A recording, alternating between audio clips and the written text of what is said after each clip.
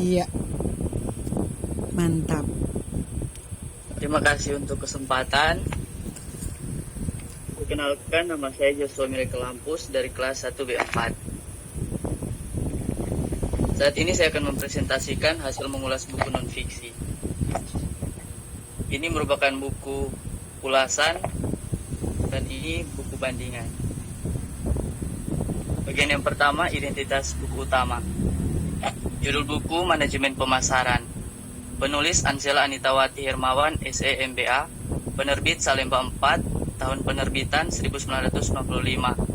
Hak cipta dilindungi oleh Undang-Undang 1995 Salemba 4. Jumlah halaman buku keseluruhan 933, jumlah halaman isi 908, jumlah halaman angka Romawi titik 21, volume buku panjang kali lebar 36,2 cm kali 31,3 cm, tebal buku 3,1 cm, bahasa yang digunakan bersifat denotatif atau bahasa baku, berat buku 1,20 kg, warna sampul buku biru, tempat terbit Jakarta, edisi ke-8, harga buku Rp60.000, nomor ISBN 9798190165165. Identitas buku bandingan.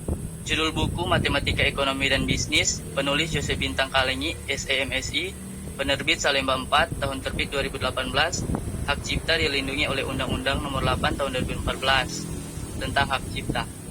Jumlah halaman keseluruhan 446, jumlah halaman isi 430, jumlah halaman angka Romawi titik 6, volume buku panjang kali lebar 24,2 cm kali 17,2 cm, tebal buku 2,9 cm, berat buku 0,6 kg, bahasa yang digunakan bersifat denotatif atau bahasa yang baku, warna sampul buku biru, harga buku Rp45.000, nomor ISBN 978 979 061 8176. Tahapan yang kedua, orientasi buku manajemen pemasaran. Buku ini ditulis oleh Ansela Anitawati Hermawan, SEMBA, staf pengajar Fakultas Ekonomi Universitas Indonesia, program extension Program Magister Manajemen Universitas Indonesia. Buku ini terpusat pada keputusan yang harus diambil manajer pemasaran dan manajemen puncak untuk menyelaraskan sasaran kemampuan inti dan sumber daya perusahaan dengan kebutuhan dan peluang di pasar.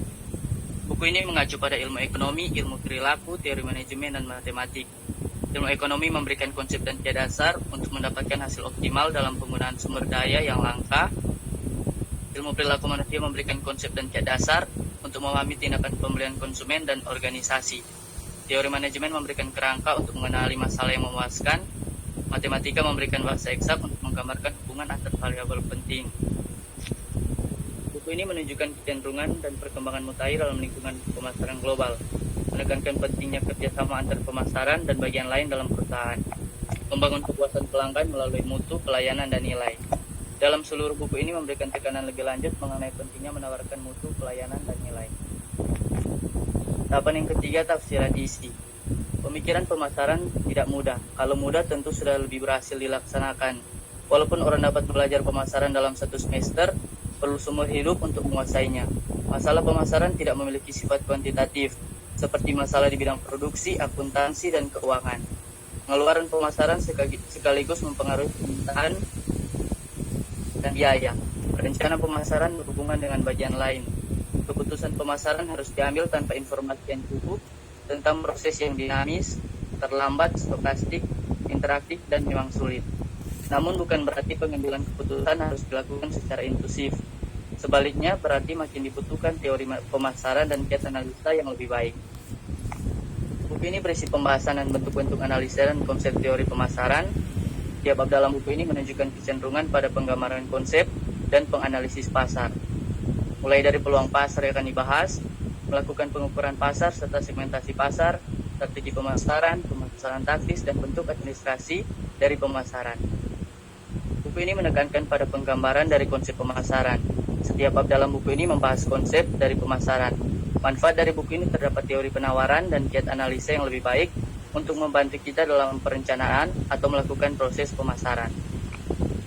Dalam buku manajemen pemasaran membahas konsep dan teori dari analisis pasar, terdapat sebuah teori penawaran dan analisa yang sangat terperinci dan jelas seperti peluang pasar, segmentasi pasar, pemasaran taktis, dan administrasi pemasaran. Berbeda dengan buku bandingannya, yaitu buku Matematika Ekonomi dan Bisnis. Dalam buku Matematika Ekonomi dan Bisnis, kita diajar memahami bentuk penerapan matematika murni dan matematika terapan dalam ekonomi dan bisnis, seperti fungsi, kalkulus, deret, dan matriks.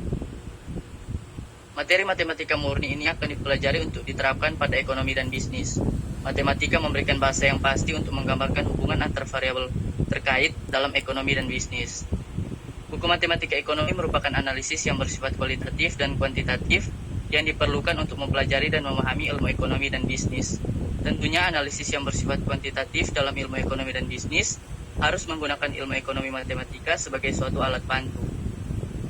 Buku Manajemen Pemasaran memberikan gambaran mengenai praktik pemasaran, sedangkan buku Matematika Ekonomi dan Bisnis memberikan gambaran untuk menghitung ataupun mengetahui peluang secara pasti berdasarkan data variabel sebagai alat bantu. Tahap yang keempat, evaluasi.